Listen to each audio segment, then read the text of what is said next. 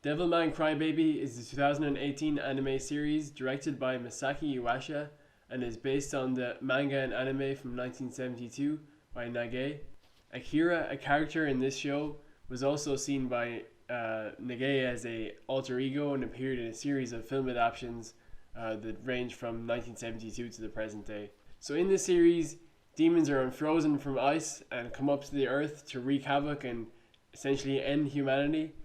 And Akira is convinced by his childhood friend Rio to merge with the demon in order to stop these demons from taking over and destroying humanity. This is sort of how Devilman is birthed, in that there's a demon merging with the man in Akira, and this Devilman is like the hero in the story that tries to save humanity from the demons. So this series stays to the manga storyline quite closely, in that Akira Fundo is the half demon that defeats all these demons, or that tries to defeat these demons, and that's originally what it was like in the manga and anime series. So this series is on Netflix and has become quite popular, and I kind of saw it in my recommended section, and you might see it in yours if you watch other anime series. It's a one-off series in that there won't be any follow-ups, there won't be another season or anything like that, and you'll see why. I'm not going to give any spoilers in this review though, that being said, and I never do give spoilers generally, but it's worth watching to an extent, the series, but I find that some of the dialogue is quite poor, and that this character story arcs become sort of disinteresting, and it's hard to become too interested in them.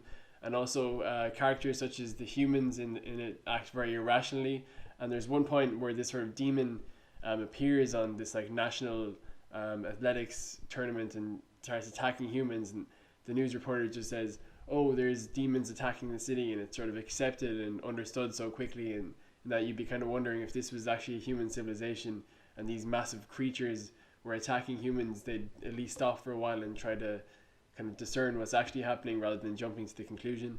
Now, that being said, there might have been conspiracies previous to this in that civilization that demons were existing and reaping and wreaking havoc, but I find that the humans act quite irrationally in this, and that even when the demons attack the town, certain humans will just sort of fire at each other or just go insane. And I mean, that would happen to an extent, but it's like they just kind of overact and act crazily, and the sort of violence that you see in this is kind of senseless and also baseless, in that like you don't really have, the motives aren't really there for a lot of humans and how they act.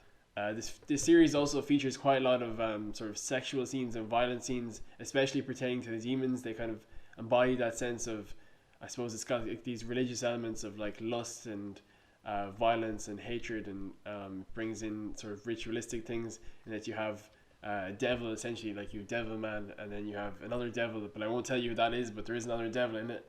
And there's also demons, so it's sort of it's kind of a complex of this sort of religious metaphors and also religious meanings. I have to say, I'm not too much of a fan of the aesthetic. I've read a few reviews of the series just to see what other people were thinking of it.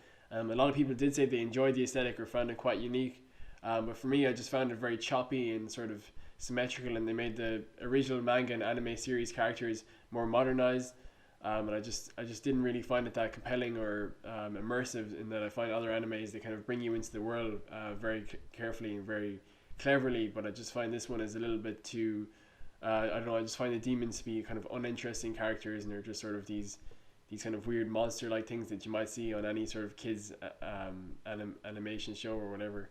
I think it's worth mentioning there's like this cool freestyle rap group that appear in almost every episode, and they sort of like make this kind of freestyle rap about what's happening in the city, and they have a few engagements with some of the other characters in the film. One of them is Akira's sister, actually, that they become friends with, and they get caught up with the police, and the police kind of act unjustly against them, and kind of events unfold in interesting ways.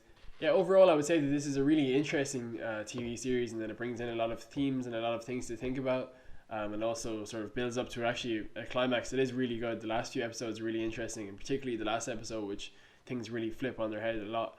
I'm not going to give any spoilers, as I already said. I don't know if I'd recommend it. I think it's heavy watching, and it's sort of a slow build-up. I didn't enjoy watching it as much as I enjoyed other anime series that I've watched recently or watched in the past. Stay tuned for more anime, film, and series reviews. I have Princess Mononoke on the way. I know I mentioned it before, but I'm still working on it. And I also have a series review of Cowboy Bebop coming up soon. So that's in the works as well, so you can stay tuned and look forward to those. As always, thank you for watching. Please like, share, and subscribe, and tune in for more.